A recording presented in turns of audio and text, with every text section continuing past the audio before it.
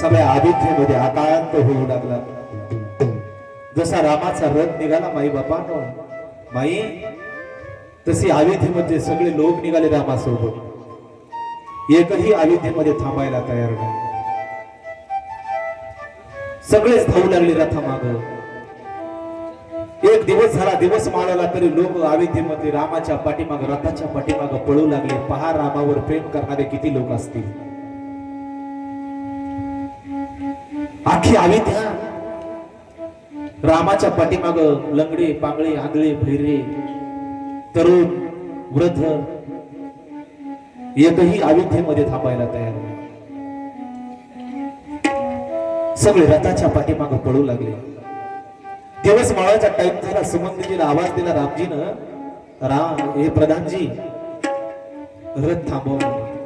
अविद्येमध्ये सगळे लोक आपल्या पाठीमागे येऊ लागले. तर हे आले तर अविद्येमध्ये राहील कोण? हे आपल्या मागे जर गेलो तर आपण वनवासाला गेलो ते कळणार कोणाला? म्हणून रथ थांबवा तुम्ही इथं. रथ थांबला, तिथं मुक्कामाला थांबले. आता लोक दमले, पळू पळू, रडू रडू, कवडं रडणार आहेत.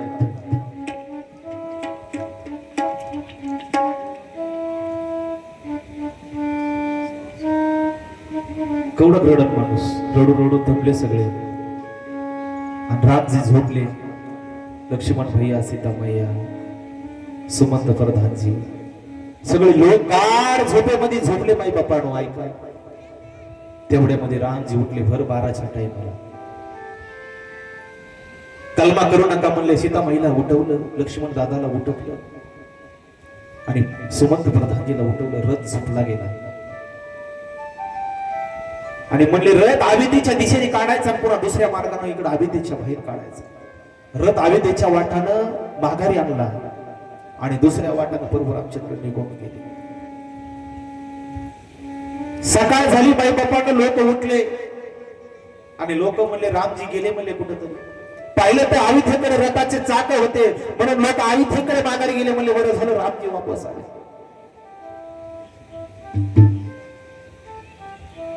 गावामध्ये आले तर राम गावामध्येही नाही तर लोक तिथंच काही काही रडू लागले, आक्रोश करू लागले, टाळू फोडू लागले. काही काही तर रामाचे मित्र असे होते त्यांनी एवढा जीवनामध्ये त्याग केला, बाबा गावात जायचंच नाही म्हणले. जोपर्यंत राम येत नाही तोपर्यंत गावामध्ये जायचं नाही. सगळा भोग विनाश सगळा सोडून दिला. याच्या पुढे जाऊन सांगू तर अयोध्येमध्ये जोपर्यंत प्रभू रामचंद्र माघारी आला नाही तोपर्यंत एकही बाळाने जन्म दिला नाही. एवढा त्याग अयोध्येमधल्या लोकांना प्रभू रामचंद्रासाठी माई बापांनी केला. 14 वर्ष 14 दिवस कोणी केसाला तेल लावले नाही, साधं का केस विचारले नाही. म्हणून तर रामायण लागल्यानंतर पायामध्ये कोणी चपला घातल्या नाही. एवढा त्याग एका रामासाठी. मग ते राम या अयोध्येमधल्या लोकांवर किती प्रेम करीत असेल याची कल्पना करा माई बापांनो. एवढी नाही नाम होता की सही काय. जीवनामध्ये त्याग आणि समर्पण हे महत्वाचं आहे. तुम्ही जर गरीबाच्या झोपडीमध्ये जर गेलात ना तर गरीब तेवढा आपल्यावर प्रेम करतो. म्हणून आपण कोणाच्या घरी जाताना कसल्याही प्रकारचा आपण मोठे लहान आहे कधी संदेह नाही करायचा. रामासारखं जायचं. त्या माणसाचं नाव जगामध्ये होत असतं. नाव कमवायचे एवढं सोपं नाही. हो. आणि राम जे निघून गेले इकडे शराव नदीच्या तीरावरती. गोहकाचा राजा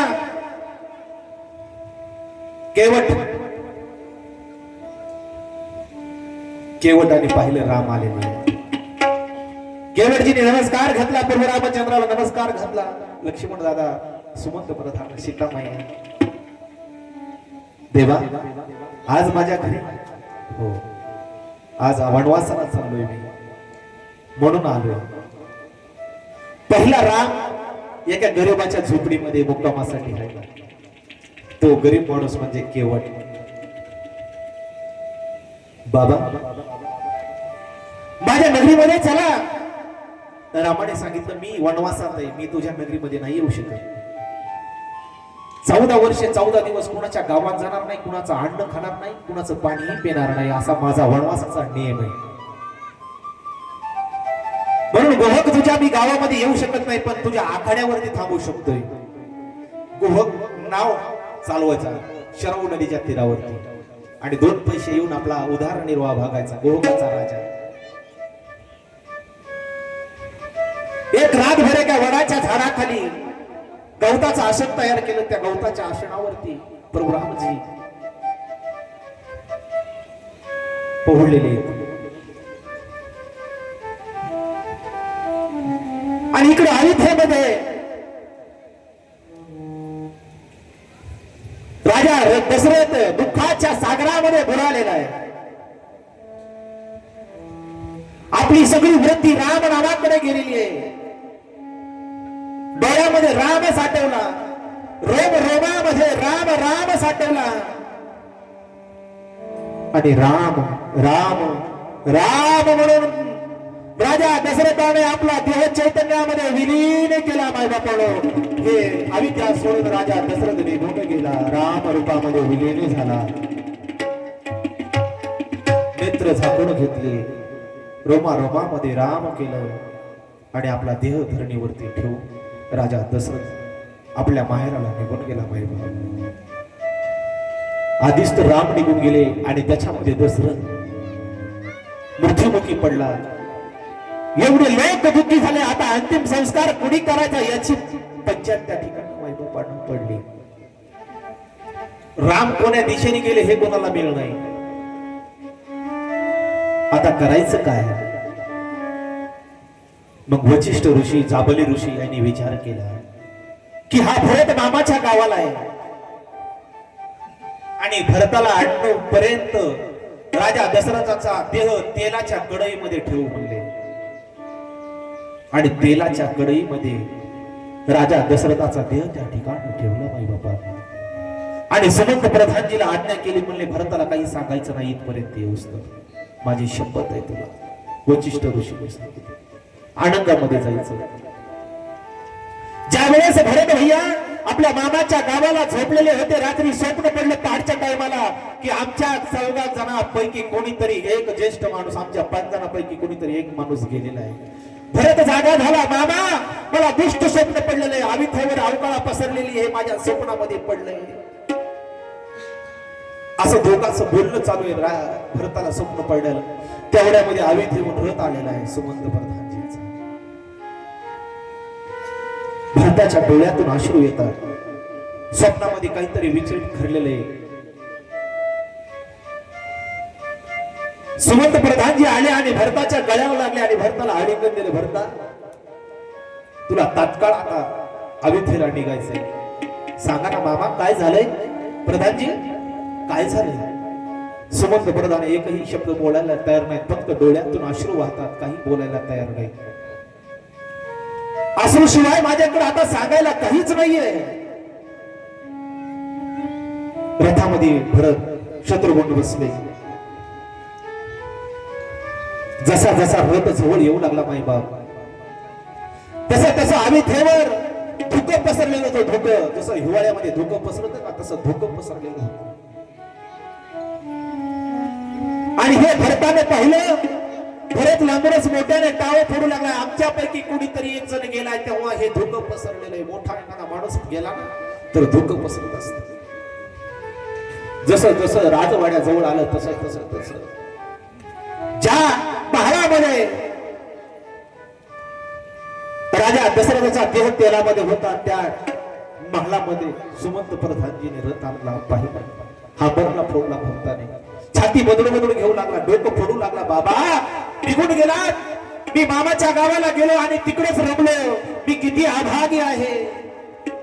आणि माझा दादा कुठे, कुठे माझा दादा, कुठे माझा दादा, मला सांगा ना माझा दादा कुठे, माझा राम दिसत नाही मला. हंबरडा फोडून लागला. कोणीतरी कानामध्ये सांगितलं तुझा दादा वनवासाला निघून गेला. किती टावं फोडला सर भरतात. आणि विचार करा थोडा,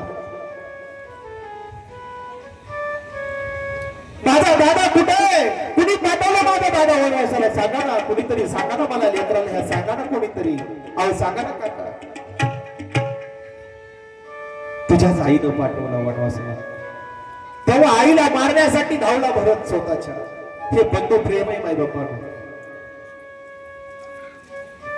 हे प्रेम असावं भावाभावाचं आपल्यावर.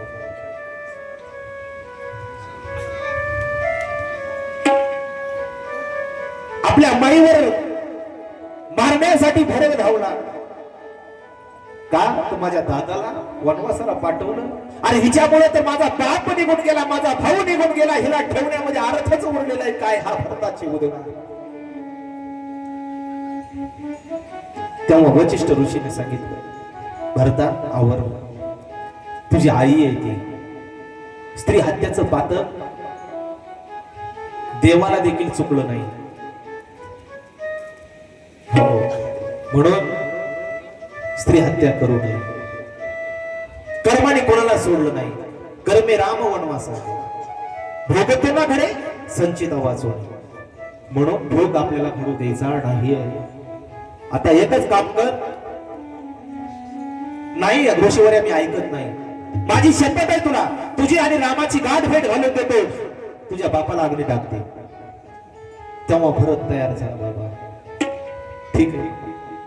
राजाला संशनामध्ये आणलं गेलं, अग्नी डाग दिला गेला. कल्पना करा की हे चार भाऊ कसे राहतील. ह्या भावाचं एवढं एकामेकावर प्रेम काय. थोडं तुम्हाला बाहेर नेतो सत्य घटना. पश्चिम महाराष्ट्रामध्ये दोन भाऊ भाऊ 1959 मध्ये घडलेली घटना. तांबो नावाचं गाव विष्णुबाळा आहे का नाही. विष्णुबाळा पिक्चर सगळ्यांनी बघितला असेल. अण्णा बाळा आणि विष्णुबाळा. आणि आपल्या भावासाठी 7 खून केले विष्णुबाळाने. हो, हे बंधू प्रेम आहे माय बाबा. आणि त्याच्या शेजारी 2 भाऊ भाऊ. एक भाऊ मोठा शेती करतोय आणि दुसरा भाऊ लहान आहे. म्हातारे आई वडील घरी. भावाने आपल्या भावाला लहानाचं मोठं केलं. बाबा ऐका सत्य घटना. हाडाचे काळे करून त्या बारक्या भावाला शिकवलं. मुंबई सारख्या ठिकाणी शाळेमध्ये टाकलं.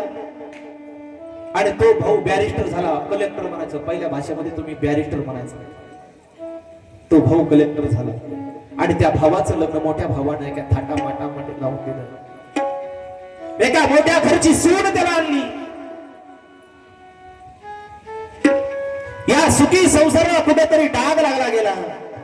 आणि ज्या मोठ्या घरची सून आणली, ज्या भावानं आपल्याला शिकवलंय, त्या भावामधून वेगळं करण्याचं काम ह्या मोठ्या घरच्या सुनाने केलं. माई बापाने ज्या भावाने शिकवलं कलेक्टर झाला, त्या कलेक्टरच्या भाविकून मोठ्या भावाला आपल्यामधून वेगळं केलं. आणि त्याच्यामध्ये 72चा दुष्काळ पडला. 72च्या दुष्काळामध्ये तुम्हाला आठवत असेल काही गोष्टी बाबा. वा, आणि त्या 72च्या दुष्काळामध्ये माणसं अन्न अन्न करून काही मेली बाबा. अन्न खायला भेटत नव्हतं, खडी फोडून सुकडी खायला भेटत होती. ही गोष्ट ध्यानात ठेवा. आणि त्या टायमाला आपल्या मोठा भाऊ व्हायला टाकला ह्या कलेक्टरच्या बायकोनं भावाने नाही टाकला.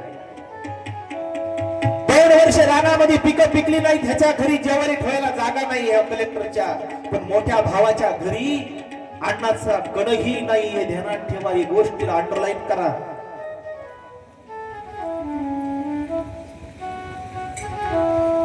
आणि शेतही पिकलं नाही, घरामध्ये ज्वारीचा दाणाही नाही. मोठ्या घरचा माणूस, पण परिस्थिती बिकट झाल्यानंतर भावाने व्हायला टाकल्यानंतर कोणी रोजानेही लावायला तयार नाहीये. रोजाने तरी जावा कुठं? घरामध्ये 2 मुली आणि 2 मुलं, आणि पोठामध्ये कावळे ओढू लागले. 8-8 दिवस पोठामध्ये जेवण्यासाठी अन्न नाहीये. तेव्हा त्या मोठ्याची बायको म्हणली, आपल्या बारक्या दिराकडे भरपूर ज्वारी आहे, आपण पाहिले आपण आणावं जाऊ त्याच्याकडून. भावाची व्यथा सांगतो बाबा. भावाचं भावावर किती प्रेम आहे. आई, आता आमच्या पोटामध्ये 4-4 दिवस झाला, आज अन्नाचा कट नाही. आई, आम्हाला खायला कधी भेटणार? त्या मोठ्या भावाची मुलं त्याच्या पत्नीला बोलू लागले. कोणत्याच आईला आपले लेकरं उपाशी झोपू देऊ वाटत नाही. पोटामध्ये तोडू लागलेले, बाईचं हृदय पिळून येऊ लागलं की माझ्या आज लेकराला खाण्यासाठी काही नाही, मी भीक मागते माझ्या बारक्या दिराला. आणि आपल्या बारक्या दिराकडे गेली. भाऊजी, लेकर आज 8-8 दिवस झालं उपाशी घरामध्ये. पाहिल्या तरी द्या लेकराला खाण्यासाठी. वहिनी, मी सगळं द्यायला तयार आहे, पण माझी बायको तुला माहिती ना ग वहिनी कशी खट्याळ आहे. पण ती आता बाहेर गेली, तेवढ्यामध्ये वहिनी 2-4 पायल्या लवकरात लवकर देतो. 2-3 पायल्या ज्वारी काढली आणि त्या वहिनीच्या पिशवीमध्ये टाकली, पण ज्वारी सांडली माई बापानं थोडी जाताना. आणि ही 4-5 पायल्या ज्वारी घेऊन आपल्या घरी आलेली लेकराला म्हणले, आता तुम्हाला मी आनंदामध्ये भाकरी करते. जात्यावर ती तळू लागली. तेवढ्यामध्ये ह्या कलेक्टरची बायको माई बापानं घरी आली आणि पाहिलं तिने ज्वारी कोणाला तरी, मालकाने दिली ज्वारी कोणाला तरी. ही कोणालाच नसत दिलं, थोरलीला दिली असत. थोरलीला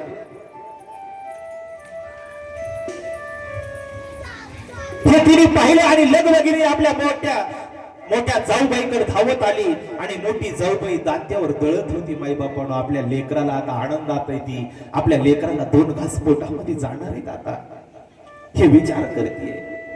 तेवढ्यामध्ये मागून आली आणि डोक्यामध्ये लात घातली आणि मोठी जाव जात्यावरती पाडली माई बापानं. आणि ती ज्वारी भरून आणली. ही निर्दयी आवलाद.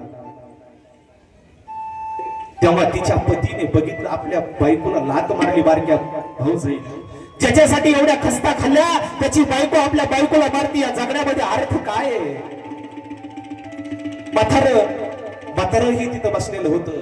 म्हाताऱ्याने विचार केला, आता आपल्या देखता आपल्या सुनाला बारक्या सुनाने मारलंय. हे एवढा मोठा आपली गावामध्ये इज्जत होती, ती इज्जत आता धुळीला मिळली. आपल्याला वाचूनच करायचंय काय? या देहाला ठेवूनच करायचंय काय आता? असा विचार केला बाई बापानो. आणि त्या म्हाताऱ्यानं रानामध्ये जाऊन ज्वारीच्या मुळ्या ठेसून आणल्या. ज्वारीच्या मुळ्या ठेचल्या आणि त्याचं विष तयार केलं. आणि एक भाकर एक जणाकडून मागून आली, त्याच्यामध्ये पाणी टाकून काला केला आणि सगळ्यांना प्रसाद म्हणून खायला दिला. आणि रात्री 12च्या टायमाला म्हातार, त्याचा मोठा लेक, मोठी सून आणि 4 मुलं काळाच्या जबड्यामध्ये गेले, मरण पावले माई बापानो. एका अन्नासाठी सत्य घटना आहे. छगन चौगुल्याचा पवाडा आहे.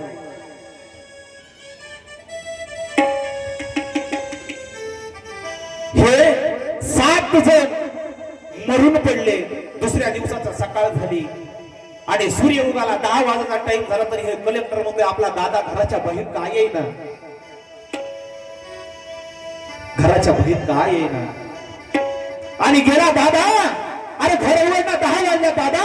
वहिनी बाबा घर उघडा ना, मी तुमचा लेक आहे. मी आवाज देतो उघडा ना घर. आतून कोण येईल? सगळे मृत्युमुखी पडलेले माई बापानो.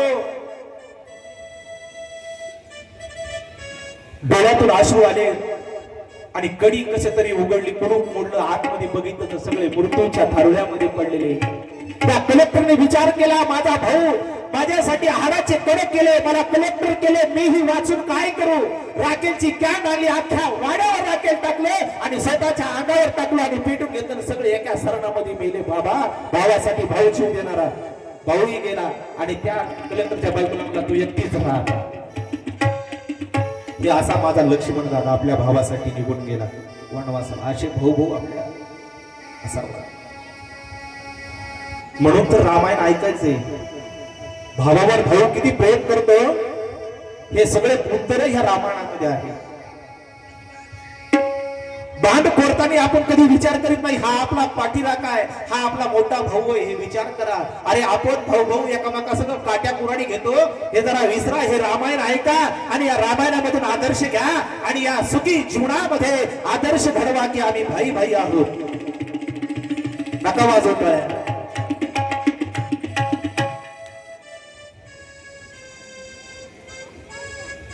हे जीवन आहे माई बापानो रामायण. हे आपल्याला जगायला शिकतं रामायण.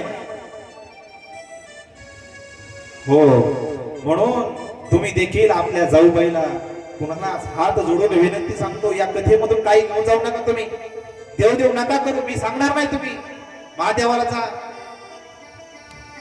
मारुतीला जा, काही गरज नाही. तुमच्या घरामध्ये रामायण करा. अरे तुमच्याकडे देवी झाले रामराज्य काय उणे आम्हा. रामराज्य जर करायचं असेल ना, आपल्या घरामधलं जे पार्ट आहेत ना हे रामायणामध्ये हे वापरा. बस तुमच्या जिंदगीची नैया धरली. काही गरज नाही तुम्हाला देवदेव करायची.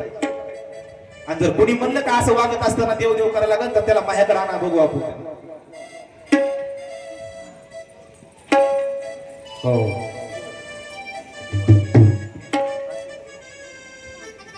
आणि गोमुखाच्या तिथं रातभर झोपले माय बापांवर. या रामायणामध्ये सगळ्यात मोठा त्याग जर गुणाचा असेल ना, उर्मिलेचा त्याग आहे. लक्ष्मणाची पत्नी उर्मिला 14 वर्ष आपल्या पतीला सोडून राहिली. पतीला आशीर्वाद दिला. 14 वर्ष झोपीतच होती ती, जागी झाली नाही. कारण का तर 14 वर्ष लक्ष्मण कधी येत क्षणभर ही झोप घेणार नाही. नवऱ्याची झोप उर्मिलेने घेतली. 14 वर्ष झोपीत राहिली. हिला म्हणायचं पतिवर्ता. तुका म्हणे पतिवर्ता, तिची देवावरती सत्ता. हा, आणि गोहक दुसऱ्या दिवसाची सकाळ झाली. आता रामजीने हात जोडले गोहकाला, आता मला पैल फिरायला नेऊन सोडा. आता मला पुढं मार्गक्रमण करायचा आहे. वडाच्या झाडाचा रुचिक काढला गोहकानं आणि रामाच्या जठामध्ये लावला, लक्ष्मणच्या जठामध्ये लावला आणि सुमंत प्रधानाला रामानं आज्ञा केली, जा म्हणले आता तू गावाकडे. निघून गेले. तेव्हा काही ह्या नावेमध्ये बसणार रामजी, तेवढ्यामध्ये गोहकाची आई आली धावत. म्हणले थांबा थांबा. म्हणले का? म्हणले रामाला असं कसं देणार का रामाचे पाय धाव. म्हणजे आधी जर रामाच्या पायाची धूळ जर नावेला लागली तर त्या नावेची स्त्री होईल. आधीच तर माझ्या बाबाला एक पहिली पत्नी, 2 कुठं सांभाळील तो. त्या नावेची जर पत्नी झाली तर, बाई झाली तर, हा मग आधी रामाचे पाय धुवा. अहो पाय धुवायला एवढी परिस्थिती वाईट. पाय धुवायला परत नाही व साधी घरी या गोहकाच्या. बाबा पहिले लोक कसे जगत असतील, आताचे लोक काय अशी घरी परिस्थिती असली तर फाशा घेते. हो मी सांगितलं कालच. मग भाकरी करायची काटवत ती आणली आणि ती रामाच्या पायाखाली ठेवली आणि पाय रामाचे धुतले माई बापानं. आता सांग रामाची पूजा केली, देव खरा आला. पूर्व पुण्य म्हणून तर भेट झाली. आता जे का राम आता जाणार आहेत का, हे 60-60 हजार वर्ष तपश्चर्या करण्यासाठी देवाची आराधना करण्यासाठी बसले होते, त्यांची भेट, त्यांचा उद्धार करण्यासाठी माझे राम निघाले. रामाची एक आई आहे, तिचंही आता दर्शन होणार आहे. उद्या आपण ती कथा भाग पाडणार. नावेमध्ये परशुरामचंद्रजी बसले आणि पैल तीराला परशुरामचंद्रजी निघून गेले आणि गोरखाला सांगितलं, मी येईपर्यंत सुखामध्ये राहा. हो, तुमचीच वाट बघत राहील. 14 वर्ष 14 दिवस त्यांनी ही धंदा सोडून दिला. नाव करा म्हणजे लोक न्यायावर अन्न सोडायचं. 14 वर्ष त्यांनी आपल्या जटाला रुचिक लावला आणि रामाचे वनवास जसा होता तसा वनवासी तोही झाला. म्हणून आपल्यालाही प्रपंच आता इथून पुढे 14 वर्ष करायचा नाही असं ठरवलं गोरखाने. बघा, रामावर प्रेम करणारे किती लोक असतील बाबा. विचार कर, माझा राम कसा असेल. हो, म्हणून गावानंही आपल्यावर प्रेम करावं असं गावातल्या काही मुलांनी तरी व्हावं. हो, आणि तिथून निघाले भारद्वाज ऋषीच्या आश्रमामध्ये. परशुरामचंद्र एक दिवस मुक्काम करतात आणि मुक्काम करून तिथून पुढे भारद्वाज ऋषीला नमस्कार करतात. देवा येतो दाता. तिथून रामजी चित्रकूट पर्वतावरती जातात आणि चित्रकूट पर्वतावर एवढी सुंदर झोपडी लक्ष्मण दादानं तयार केली बाबा. त्या झोपडीचं वर्णन आताचे इंजिनियर जरी आणले का, इंजिनियर अशी झोपडी तयार करता येणार नाही. एवढी झोपडी माझ्या लक्ष्मण दादानं तयार केली. पहा, राजाचे मुलं ते, राजाच्या मुलाने झोपडी तयार केली. म्हणून आपण तर काहीच नाही की झाडकी पत्ती आहे. आपण शेतामध्ये काम केलं पाहिजे. आताचे पोरं कपड्याला डाग म्हणून देत नाही. मग माय बापानेच काय मरायचं का तुझ्यासाठी? आपणही कष्ट केले पाहिजे. एवढी झोपडी तयार केली, निर्माण केली की ती बघत राहावा अशी लक्ष्मण दादानं मा सीतामाईसाठी झोपडी तयार केली. की बाबा झोपणारच नाही ह्याच्यासाठी थोडीच आहे, आपल्या भावासाठी ना आपल्या वहिनीसाठी कष्ट करणारा जगामध्ये एकमेव सेवक जर कोणी असेल तर लक्ष्मण दादा. म्हणून आपल्या भावासाठी कोणी लक्ष्मण व्हा, कोणी भरत व्हा, कोणी शत्रुघ्न व्हा आणि घरामध्ये रामराज्य आणा. आणि इकडे अविध्येमध्ये आपल्या बापाचा अंतिम संस्कार पूर्ण करून भरत भैया गावामध्ये आले. त्यांना गावामध्ये जागा धरणी माय जागा दे ना माई बापानो. आणि आता उद्या सकाळी सावरायचं आणि माझ्या रामाच्या भेटीला निघायचं असा मनामध्ये विचार केला भरत भैयानं. आणि सावरण्याचा कार्यक्रम झाला. सगळे सोयरे धायरे जमा झाले, सगळे लोक जमा झाले. पोटात कावळे वाढायला का? इकडं तिकडं लक्ष चालले का? लक्ष नाही असं काय. चलो देऊ कारभास. हा 3 वाजले. आज्ञा असेल तर तसं आपण टायमाचे लय चाहते बरं का. हो, बघा सगळ्यांच्या विचाराने नाश्ता झालाय आमचा. काय नाही आम्ही वा परशुरामचंद्र भगवान की. सावडायचा कार्यक्रम झाला माई बापांनो. भरत भैयानं आपल्या वशिष्ठ ऋषीला विचारलं, दादा देवा आता तुम्ही म्हणला होतात ना गाठ भेट घालून देईन रामाची आणि माझी, मग कधी घालतो? पाहुणे रावळे जाऊ द्या थोडं. पाहुणे रावळे गेले. 10चा टाइम झाला सकाळचा. बरे भैया पुन्हा गुरुवर्या भेट. भरत भैयाला आस लागली होती भेटी लगी जीवा. भेटी लागे जीवा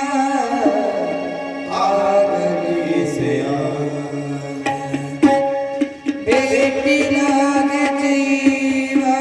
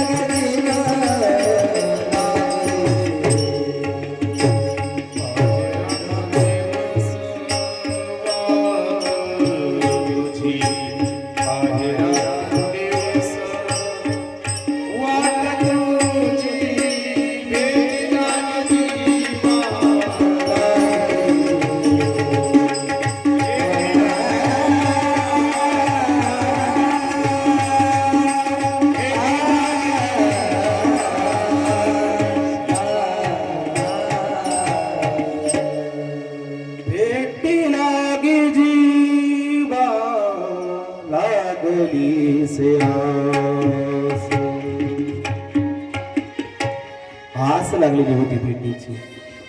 जशी भक्ताला आषाढीची आस लागते ना पंढरपूरला जायची, तशी माझ्या भरताला माझ्या भैयाची माझ्या रामाची आस लागली होती. आपल्या तिन्ही माता निघाल्या, वशिष्ठ ऋषी सर्व अविद्या निघाली, माय बापानो सैन्य निघालं, रथ निघाले. शरव नदीच्या तीरावरती सगळे हे अविद्येमधला जड समुदाय आला. तेव्हा हे गोवकांनी पाहिलं. गोवकाच्या मनामध्ये विकल्प निर्माण झाला की गोवकाला वाटलं रामाला मारण्यासाठी भरतानं पुन्हा काही षडयंत्र रचले की काय. म्हणून सगळ्या किवटाला सांगितलं हातामध्ये तलवारी घ्या, भरताला पुढे जाऊ द्यायचं नाहीये. आणि भरताचा रथ अडवला गोवकाने. भरत रुक जा, मेरे भगवान को मारने को जा रहे हैं तो पहले मुझे खत्म करना पड़ेगा, फिर तुझे आगे जाना दूंगा. आधी मला मारावं लागेल आणि नंतर तुला रामाकडे जावं लागेल माझ्याशी आधी 2 हात कर. तेव्हा भरताच्या डोळ्यातून पाणी आलं. माझ्या रामावर प्रेम करणारे किती माणसं आहेत.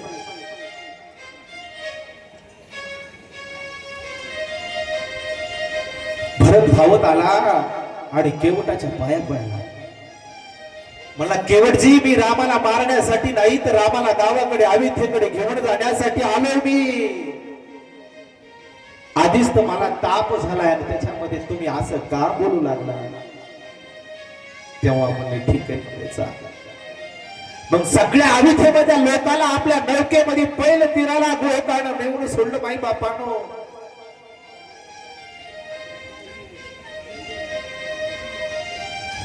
आणि सगळ्या ध्वजा पताका घेऊन पुढे निघाले. हे लक्ष्मण दादानं पाहिलं. लक्ष्मण दादाच्या मनामध्ये पुन्हा विकल्प तयार झाला की हे आक्रमण करण्यासाठी भरत आपल्याकडे आलाय. लांबून धनुष्याला बाण लावला. मोठी गर्जना होऊ लागली.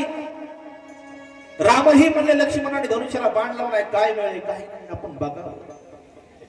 तेव्हा आपल्या नगरीच्या पताका, आपल्या नगरीचं राजचिन्ह रामाला दिसलं. तेव्हा कळलं की कुणीतरी आपल्याकडे आलंय. रामानं म्हणलं विचार करू लागले मनामध्ये काय आहे काय नाही. ठीक आहे म्हणले, पण आधी समोरून बाण आल्याशिवाय आपण बाण सोडायचा नाही. लक्ष्मणाला सांगितलं म्हणजे बाबा सुरुवात कधी आपण युद्धाची करायची नाही, शेवट आपण करायचा. सुरुवात आपण करायची नाही, सुरुवात समोरून होऊ द्यायची, शेवट आपण करायचा. ही रामाची नीती. समोरचा आपल्यावर काय करतोय, तो विचार काय करतोय, तो काय बघतोय हे आधी आपण बघितलं पाहिजे, नंतर युद्ध केलं पाहिजे. उगाच उठलं बाण सोडलं मारलं हे काय कामाचं. आपल्या बापाने तसा सर्वांना बाण मारला ना, म्हणून तर आपल्याला एवढे भोग भोगावं लागले. म्हणून आपण विचार केला पाहिजे आधी समोरच्याची काय परिस्थिती आहे, त्याचं म्हणणं काय आहे, कशामुळे युद्ध करू लागलेला आहे हे विचारलं पाहिजे आपण. तेव्हा जसं जसं जसं जवळ येऊ लागले आणि पाहिलं ही अविद्येची पताका आहे. सूर्य चिन्ह होतं, सूर्यवंशाचे राम होते आणि सूर्याचं चिन्ह पाहिलं ही आपल्या अविद्येची पताका आहे. जसे जसे रथ जवळ आले तसे तसे भरत दिसू लागला, शत्रुघ्न दिसू लागला. आणि लक्ष्मणाला म्हणले थांब, भरत शत्रुघ्न आले. काय आले आपण बघू. जसे भरताची आणि रामाची नजर झाली, भरताने उडी मारली रथामधून. धावत धावत गेला आणि रामाच्या पायावरती लोळू लागला. दादा आपल्या भावाच्या पायावरती हाताला धरलं भरताच्या. रामानं उचललं, आपल्या हृदयाचे लावलं. माई बाबा अरे भरता तुझी जागा माझ्या पायापाशी नाही तर माझ्या हृदयात आहे रे. दोघं फक्त एकमेकाकडे बघून रडू लागले. तू का आलास रे भरता. दादा अरे तो वनवासाला आलास मला सांगायचं, मला कधीतरी मेसेज तरी करायचा आहे करता. माझ्या मुकाट्या मी मामाच्या गावाला गेलो आणि मला सोडून आलास का? का तुझ्या मनामध्ये अशी भावना निर्माण झाली? नाही रे, कर्तव्य जे आहे ते करावं लागतं, बापाने सांगितलं होतं. बरं बाबा ठीक आहेत का? बाबा ठीक आहेत ना? तेव्हा भरताच्या डोळ्यातून अश्रू वाहू लागले. रामा अरे तू जेव्हा वनवासात निघून आला ना रे, तेव्हाच बाबा आपल्याला सोडून गेले. बाबा आता या पृथ्वी तलावर राहिले नाहीत, आपल्याला सोडून गेले, आपल्याला पोरक करून गेले. आपण आता पोरके झालो रे रामा, असं भरत आपल्या रामाला सांगलं. रामाच्या डोळ्यातून अश्रू येऊ लागले. जगाचा बाप आपल्यासाठी रडावो, जरा विचार करा. ओय तरुण मंडळी, ओय ओय ओय, जरा इकडं बोलल्याकडे लक्ष द्या. तुम्ही तिकडं तुमच्या धुंदीत आहे. जगाचा बाप आपल्यासाठी रडणार ही काय साधारण गोष्ट नाही. हो, म्हणून आपल्या बापाच्या डोळ्यातून कधी अश्रूचा ठेप आपण बघायचं नाही, ही लेकाचं कर्तव्य. पण आताचे पोरं आपल्या बापाला रडायला लावल्याशिवाय सोडित नाही. बाबा खोटे का हे? बाई इकडं, बाई लावतेत का नाही पोरं रडायला? आता आपल्या बापासाठी जगाचा बाप रडा, आपल्या बापासाठी आपण रडावं, आपल्यासाठी बापाने नाही रडावं. काही काही खांद्यावर घेऊन आपली. हो, आमच्याच गावात एक जणाचा खुबा मोडला. स्वतः ती का नाही खोटं सांगणार नाही तर बसून. हो, मग असे जर खुबे तुम्ही मोडा लागले तर तुम्हाला गळा दाबून मारायला म्हणून लहानपणीच. पण काय कळत आहे भूत भविष्य? हो, बाबा सोडून गेले रे, दुःख झालं रामाला. जगाचा बाप तेव्हा रडला आपल्या बापासाठी. म्हणून आपण त्याग केला पाहिजे. आणि मग आता सांग, आपल्या तिन्ही आईचं दर्शन घेतलं रामानं, प्रदक्षिणा घातली आपल्या आईला. कैकई मातेला कडकडून मिठी मारली. आई तुझ्यामुळे दिग्विजयी राम होणार आहे. बसले आणि तिथं मग आपल्या बापाचा बहुवा करायचा आहे. या त्रिवेणी संगमावरती, गंगा नदीच्या, शरव नदीच्या काठावरती, चित्रकूट पर्वतावरती दहाव्याचा टाइम झालेला आहे. आता रामाच्या हाताने पिंडदान करायचंय दशरथ राजाला. तेव्हा भरत भैया म्हणतात मी सगळी सामग्री आणली रे रामा. तेव्हा रामाने सांगितलं म्हणजे तुझी सामग्री नाही, मी माझ्या जंगलामध्ये सामग्रीने पिंडदान करीन. जरा थोडं लक्ष द्या माई बापांनो इकडे. माझ्या रामानं अमिथे मधल्या सुतळीचा तोडा नाही, तीळ नाही, तांदूळ नाही, काहीच घेतलं नाही पिंडदान करण्यासाठी. कंदमुळं आणले, जंगलामध्ये काळे तीळ आणले, जंगलामध्ये उडीद आणले. जी काय सामग्री लागते ना ती जंगलामध्ये तयार केली आणि त्या जंगलामधल्या सामग्रीने आपल्या बापाचं पिंडदान केलं. पण आताचे काही पथ्ये जिवंत आहेत तोपर्यंत बापाला घास कधी घातला नाही, कधी आपल्या ताटातलं कधी खायला दिलं नाही, कधी बाजारावर खायला जिलेबी नाही आणली. आणि मेल्यानंतर 1 एकरचा तुकडाही की तू आणि त्या गंगावरच्या बाणाचं पोट भरितो आणि आमच्यासारखं भरितो कीर्तनाच्या रूपाने आमच्यासारखेच वावरी. आणि ते मग वर गेलेले बाप त्यांनी हाडाचं काढ करून रक्ताचं पाणी करून ते कमवलेलं 1 एकर जमीन जर लेख त्यांच्या दहाव्याला आणि वर्षाला इकत असेल तर त्याच्यासारखा नालायक दुसरा कोणी नाही. आणि त्यांना बरं वाटत का? ते तरी सुखी होतील का? माझ्या लेकाने माझ्यासाठी 1 एकर इकलं, फुकलं आणि वर्षाला चांगलं जेव घातलं, ढबू पैसे म्हणजे ढबू बामणं ते जिलाबी जेव घातली आणि आमच्या सारख्याला 10,000 दिले. बरं वाटत का? सांगा ना. आणि ज्या परिस्थितीमध्ये आपण आहोत त्या परिस्थितीमध्ये आपल्या आई बापाचं श्राद्ध करा. कसल्याही प्रकारचा तुम्हाला दोष लागणार नाही. आणि कोणी म्हणलं दोष लागला तर माझ्याकडे आणा, बघू. हो, हे रामायणात सांगता येतं. रामायणात ओवी आहे, अंडरलाईन करा. रामानं जंगलामध्ये कंदमुळाचं पिंड केलं आणि आपल्या बापाला तिथं तृप्त केलं. हे पुराण सांगताय म्हणून ऐकायचे, म्हणून झोप डोंगर करायचे नाही जीवनामध्ये.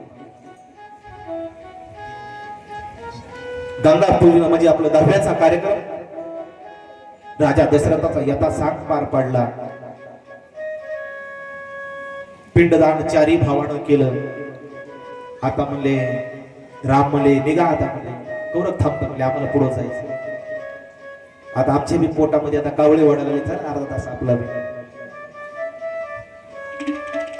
आता दहावा झाल्यानंतर जेवायला असते ना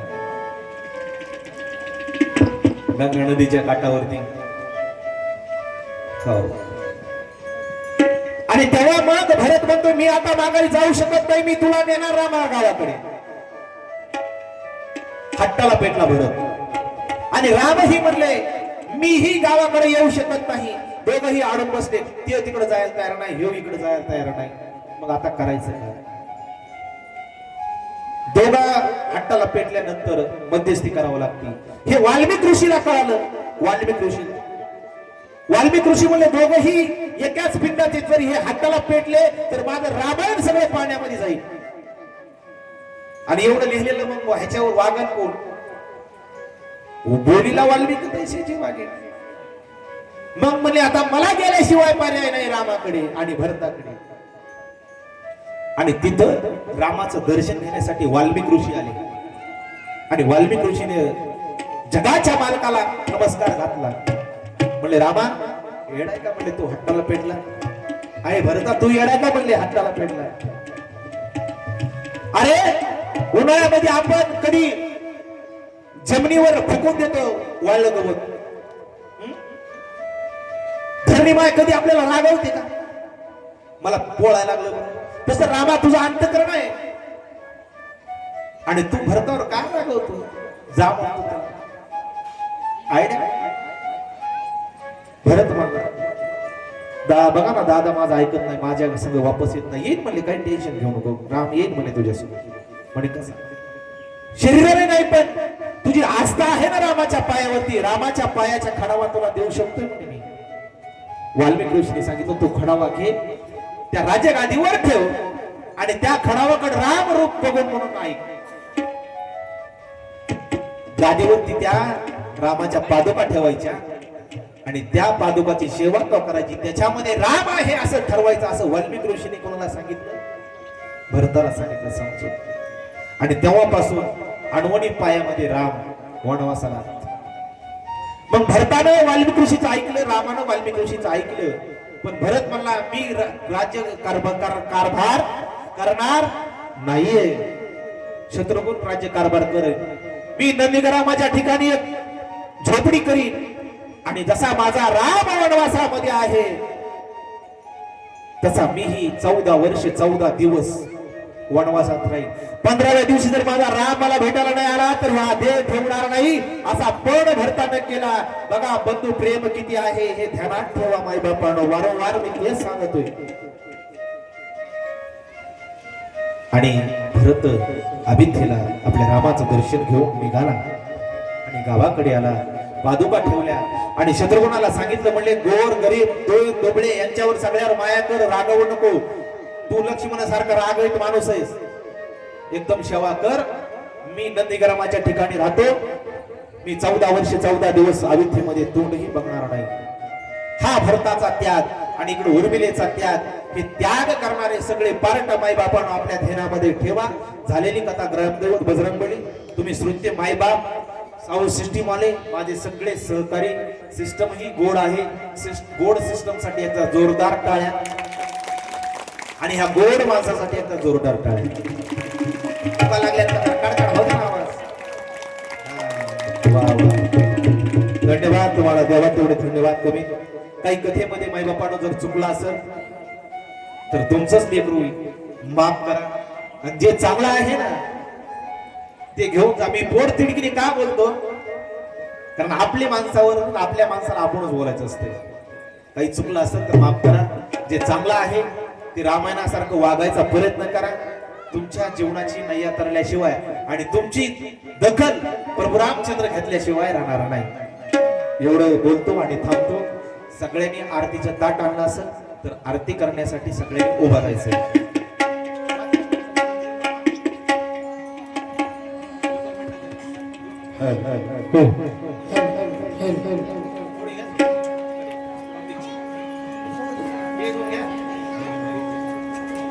कर्पूर